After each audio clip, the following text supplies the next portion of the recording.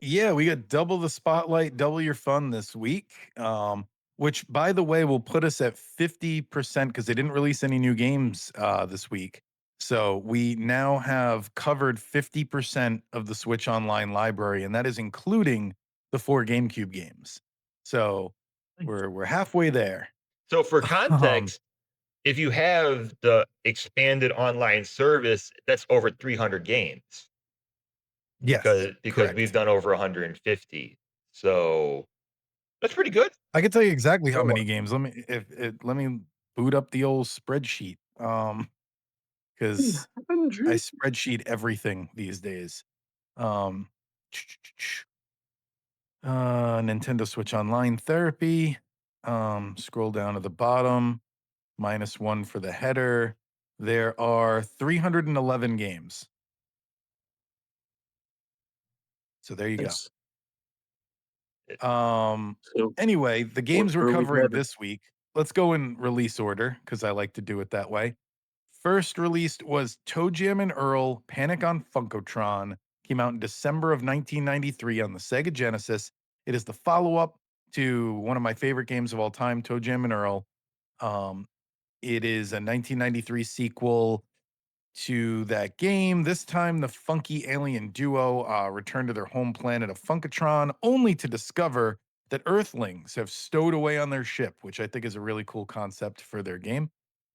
Game Yep. shifts from the roguelike exploration of the original game to a colorful side-scrolling platformer. ToeJam and Earl must capture the pesky humans with their trusty jars and restore Funkotron's chill vibes. It's packed with wild characters, groovy beats, and a sense of humor that perfectly matches its out of this world style. Unlike the original ToeJam and Earl, which was, I said, a roguelike, with open world exploration, sort of randomized levels, that type of thing.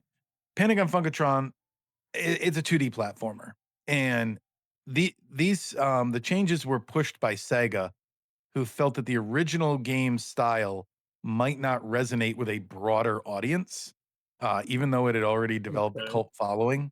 So, because keep in mind, Sega liked ToeJam and Earl at one point. They liked them to the Yeah, point they where did. they almost made them a mascot. But they decided that the series was too quote unquote American to represent them internationally. I guess it's the 90s hip hop references. I really don't know what's American about it, but um yeah, so that's some trivia I have about this game. The follow-up was ToeJam and Earl 3 Mission to Earth on Xbox, and that game is trapped on Xbox. I wish that would get a port, but it probably never will. It's not that bad a game. It's pretty Yep. good. Um, all pretty much all the games that came after this one replicate the first game in some way. Yep. To the point where the one we just got on Switch, which is Back in the Groove, is pretty much a Is the remake first of thing. yeah, Yeah. it's just a remake with extra stuff. So, yeah, I don't know. What did you guys think of the sequel? I think I've been too harsh on it. Like, I've Mhm, never really given it a real chance, and mhm, I had a lot of fun playing it. Like, the whole basically capturing humans like Pokemon, but in jars thing I really liked. mm, Uh, mhm. I think the fact they tried something different worked really well, which is I kinda wish was something they did in 3, maybe didn't just do 3D ToeJam and Earl 1. Uh, Yeah, that I don't know, that's a good summary of 3. It's the first game, but, like, done in a 3D platformer style. but I really, really like this. It has all the stuff you love about the first game. I guess really the only negative is I found some of the platforming a little tricky, but that might Mhm. just be, you know, of the time because like the trying to navigate the bubbles I had some trouble with. Like I don't know if like it seems like you got to move the character back and forth to stay on the bubble before you jump to the next bubble. Yeah, I definitely remember playing this on my Genesis, thinking the controls were a little loose, back in the day. That was like the one thing that really prevented this from becoming something that was in, like, regular rotation, but it's still a game I've played multiple times. But That's no, I'm glad it came up and that I gave it a fair go. So what do you think, Harrison? You dig yeah, Joe ToeJam and Earl too? that's something I had seen with initial reviews as well, is that it could have been tighter. Man, it's I've been torn with this game because it is Sega. So like I want to respect their ideas and opinions of, like, they understand Japanese culture way better than me, and especially at the time. So it is fair to think, like, it wouldn't do as well in Japan or places outside of America or North America. I think that's totally fair. At the same time, it's Sega. It's Sega, Mm. like a company that made lots of bad decisions um Mm. in the company's life. And at the same time, also, imagine saying that a roguelike wouldn't work now. But Yeah, it doesn't it's appeal not to enough 19 people. it's not 1995 anymore, but Mhm. nowadays, no one would ever say that a roguelike wouldn't work because it clearly does. So, my question I'll I send wonder how to much of that was that, so much video game marketing at the time was screenshots you'd see in magazines, and a side scroller screenshot's a lot better than the top-down, exploration the first game had. Sure. Sure, perspective could have been a part of it too. So Yeah. so I'll lead that into my question for both of you. Kevin, I'll start with you. Um, and we'll talk about today, like right now. If you were Mhm. to give someone both of these games and there's no connection for them with this series, which one would more people like more, the first one or the second one? We're talking today, this era that we're in. Which one do you think is more popular? The first one, for sure. It's not only is the top-down exploration more what people like these days than side scrollers, but it's also, like, with the menus and stuff, it's a little less complicated with, your secondary items and stuff. I think it's more accessible.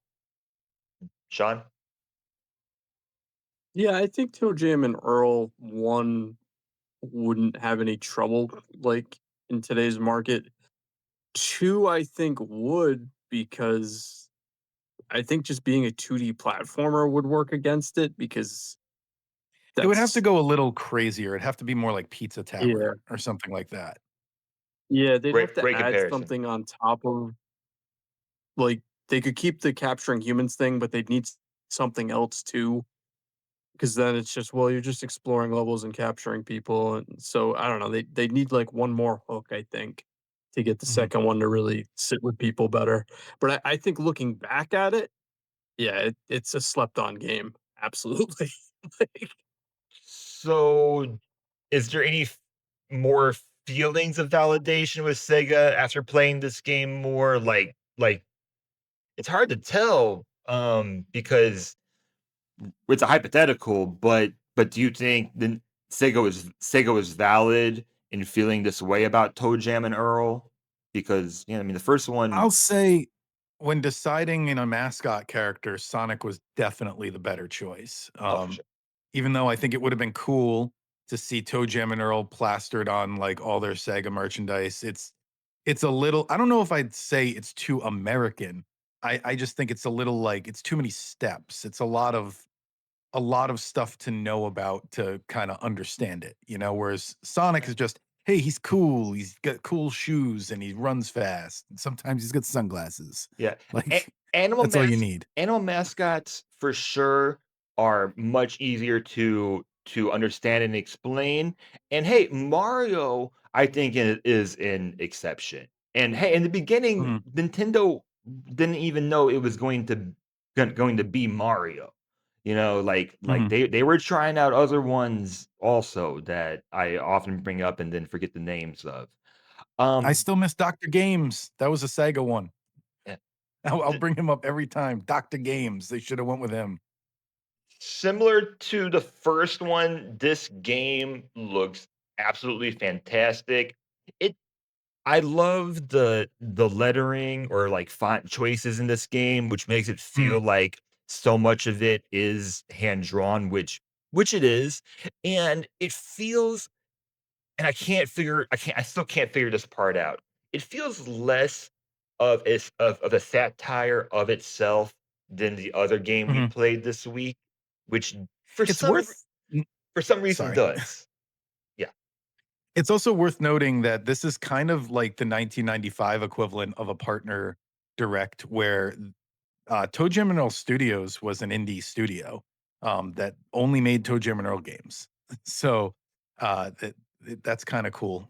I think the Earthworm Jim game might be similar. I don't remember who did that, but yeah, it's ToeJam Earl Studios made all the ToeJam Earl games, and those are the only games they've ever made. Yeah. And ToeJam and Earl, you mentioned the third one until the Wii Virtual Console, and I think on Wii there was also a Sega Collections. You can tell me if I'm wrong. Until Virtual Console on Wii, and then PlayStation Network, this game was pretty hard to find. It was. Unless Oh yeah. you just had it. Yeah, in the early 2000s, back when I was collecting retro carts, before I like went all digital with everything like pre GameCube. Anyway, the, this was a hard one for me to find, and I didn't want to just buy it on eBay. Like I remember searching a long time before I found it. Yeah, this was definitely not an easy. I mean, probably still isn't particularly easy to find, but I used to rent it back in the day, and um, I should have bought it. I bet a lot of people were the same. I so didn't it ranked really high for me considering what I expected. I mean, It I came in still at have it number. lower than, the original ToeJam and Earl, which Oh is yeah, yeah, yeah. currently my number 5, so pretty high up, but No, go on. so it came in at number 49, so it's in the top Mhm. 50. So I mean it. I didn't ex- I didn't expect to enjoy it as much as I did, and like I said, it What made me go, neighborhood's it man. living in? Let's see. Who are you chilling with? Who are the people on the street with Toe Jam and Earl? Because mine is between Kirby Superstar and, Shinobi Ninja 3, which puts it at number 32.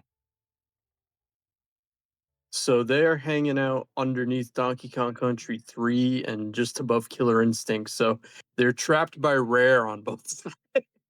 It's a good neighborhood, though. So how about you, Harrison? Where'd they end up? um well, I can't pull up the I don't have the shared doc up. It is number 52 for me. ToeJam and Earl, the original, the first one. It's either 20 or 21, and I forget where I originally had it. So it originally started in the teens, I guess. When I first ranked it. Uh, and Kevin, you're the ToeJam and Earl guy. Who do you recommend this game to? I would recommend this game to people who are looking for there's a lot of videos out there of like, you know, underrated gems on the Sega Genesis, or pretty much every retro console has a video like this. I don't see this pop up in those videos a lot, and I think it should. That and the game I recommended to you, Bob, are 2 games that I played a lot as a kid that I never hear people talk about. People talk about the original ToeJam and Earl like the entire rest of the series doesn't even exist. Like, I'll see it come up Mhm. in YouTube videos, and they'll reference ToeJam and Earl and not talk about any of the games outside the original. So, I would say anyone who's looking for an underrated gem, side scroller, um, something that, they can take their time with, play it on something like a Sega Genesis collection, I'd say, so you can use your save states or at least save your progress incrementally, because, you don't wanna have to go all the way back to the original Sega version, but yeah, anyone, who's looking for an underrated Sega gem, this is it, and I think it's on most of those collections. I think so too. Yeah, I And think it. yeah, we kind of skipped over gameplay a little bit too. Difficulty wise, put it what in the middle? I think it scales pretty well. Like, it's not very difficult in the beginning and gets harder and harder as you go. I think it's, as you play it, you get more used to it, and then it's more natural, I guess, even though it's a little floaty. Mhm. But again, thank God for save states these days. Oh, You yeah. don't have to Yeah, spend absolutely. all your time on it. And then, moving on, the next game we covered, this is a, two-part of games we already covered the original.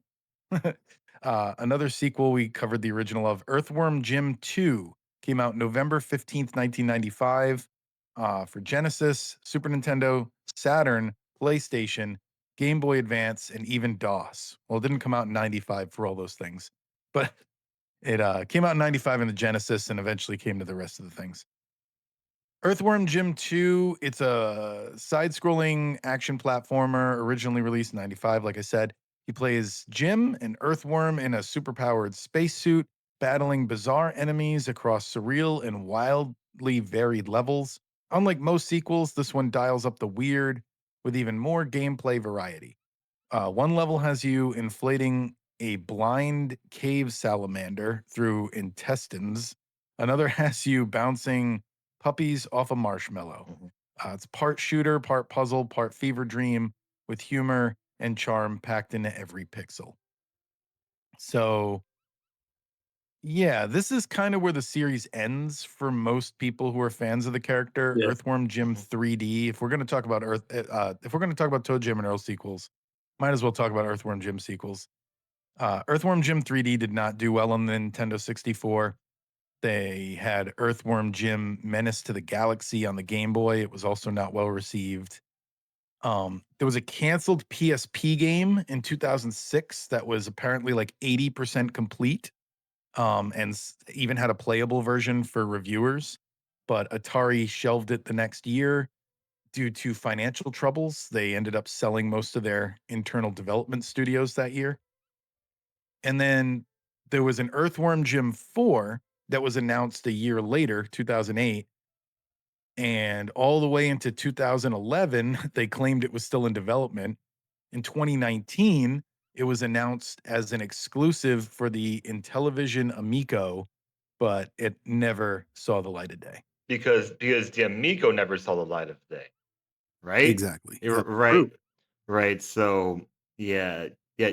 You can look up like a Smash JT video if you want more about Tiny Tellerico or however you say his name. Yeah, It and was like a streaming only console, wasn't it? um, Or something like that. Ye it was a console, but the controllers looked like iPods. Yeah. Yeah, yeah. So I don't know. It was one of those situations where it was like we're gonna be innovative, but ended up just being different, and different isn't Oh, always good. Uh, I'm seeing what it was. I looked up the Wikipedia article. The console was planned to target families and it was planned to only allow family-friendly games. That was the hook. yeah, Is Earthworm Jim it was going to also play on the nostalgia that everyone has of the Intellivision. So Mhm. yes, Earthworm Jim 2. I also want to add to what you said about the sequels. While this game was very well reviewed when it first came out, the PlayStation version was criticized heavily for not being improved. The GBA version was criticized for just not being finished. Um, so it's pretty clear that this series just kind of died. Like, Mhm. no offense to anyone who might maybe like the 3D game, but something happened after these games came out to where like they couldn't make it successful on the PS1. Sega Saturn, who knows? Probably the same thing.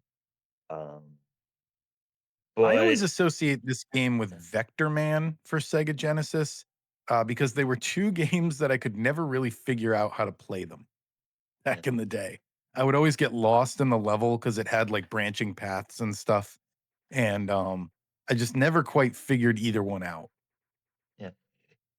it Yeah, seemed I found that this one was very much style and personality over gameplay for me now. Mhm, So it's kind of a chore to play it. yeah, it had been so long since I played the first one. I went back and just watched some videos. It seems like this one takes more chances while the first one is maybe more straightforward and maybe just a little bit more enjoyable overall for at least me to play. Still it still looks good, but yeah, I can't shake the fact that this game does feel like a parody of itself, and I can't figure out why this one feels this way, but ToeJam and Earl feels like a legit 90s game. And maybe it's just mm, because I like one more than the other, but Earthworm Jim 2, it feels too much to me sometimes like it's trying to be a 90s game. I mhm. can't Yeah. I just can't figure out why I'm feeling this way. Maybe it is just Oh, me it's being probably biased. no, it's similar to as I was playing it, I'm like, man, I'd rather be watching the cartoon. That's like the best Earthworm Jim thing to me. And I'm like, I'd just rather just watch something than actually play this. So, Yeah, but it Yeah, it was looks a big franchise, man. Had a cartoon, had like all these, all the things. I think there was talks of a movie at action one point. figures, I think. Action figures, yep. Did it have a cereal? Everything had a cereal. Probably not. You don't wanna eat worm cereal. so Dirt cereal. so basically But we don't I don't wanna get know. into it here, but most likely, like, it's just a matter of, like, development and whoever's in charge because it seems like they had all sorts of momentum. I mean, official It Nintendo looks great. Magazine did a huge It does. five-page feature when this game came out, and they gave it a 9 out of 10. It seems like the audience was there, but I don't know if, like, the developer just went crazy or or just, like, the interest of people in gaming just kind of changed when everything went Well, 3D.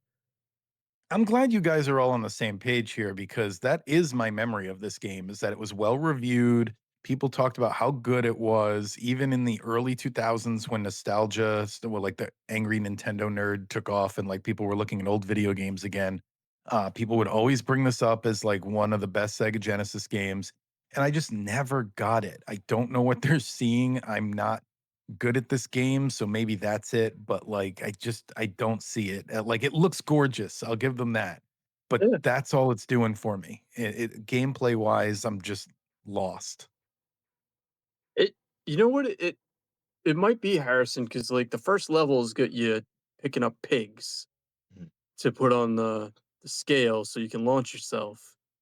And it just seems like it's trying so hard to be like witty or Isn't this silly. random? Like, trying to be like that, like, because the first game launched a Yeah. cow, now we gotta put pigs Yeah, on a yeah, scale? the cow, exactly. Mhm. Uh, So so maybe it's just that it seems like it's trying too hard. I don't yeah, and I'm sure there's plenty of comparisons of sequels, whether it's games, whether it's movies that do this. Hey, I mean, Earthworm Jim 2, hey, it's the Gremlins 2 of video games. No, whoa, whoa, that's Well, whoa, probably an you know whoa. what? insult. That's probably an You know insult. what Never mind. I take it back. you just reminded me you reminded me of an old joke I liked, which is, the most honest title for a sequel of all time was Bring It On Again, because it was just Bring It On Again. And that's sorta what this is. This is Earthworm Jim again. Now you get me wanting to watch Gremlins too. It's so good. Yeah, Uh yes, yeah. Sorry to it anyone who doesn't like Gremlins 2 or who likes it, and or whoever I offended right there. I doesn't like Gremlins. What kind of question is that? Uh I haven't watched it didn't Gremlins rank since so the well. '90s. Should I Oh, rewatch it? maybe I think you should, but I have a funny feeling I'm gonna get a it doesn't hold up. What about is it better than Hobgoblins? Oh, absolutely. You can't I even don't see know. people working the puppets. Uh Yeah, Earthworm Jim 2 for Super Nintendo. That was the thing that was weird to me too, is first one they gave you the Sega one, second one you get the Super Nintendo one. Just give us Yeah, it's like both they at had to that split point. it. Yeah, weird. But 119 for Earthworm Jim 2. Wasn't a fan really. I'm probably the harshest. I ranked it all the way down at 144, and the Oh reason is wow.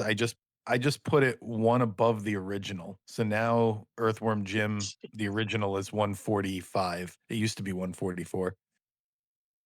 Uh, You're sticking Jim in the dirt where 'Cause he I can't belongs. play it. Like, when I ask myself, like, basically how I rank my games is, would I rather play this game or this game?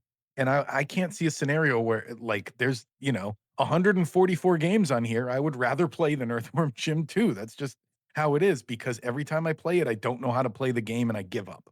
So, Nope, that's that's fair. that's my reasoning. Perfectly fair. it is 72 for me. The first one, I don't have it up here, but it's like 50 or something. So it ranked a little bit lower. I recommend this to anyone who played the original. I don't know. What else is there to add for this? Better than Quest for Camelot. It's better than wait, Donkey Ignition Kong Factor. Junior Math, I also have lower. Um Yeah, The Immortal I ranked lower. So there's definitely games lower.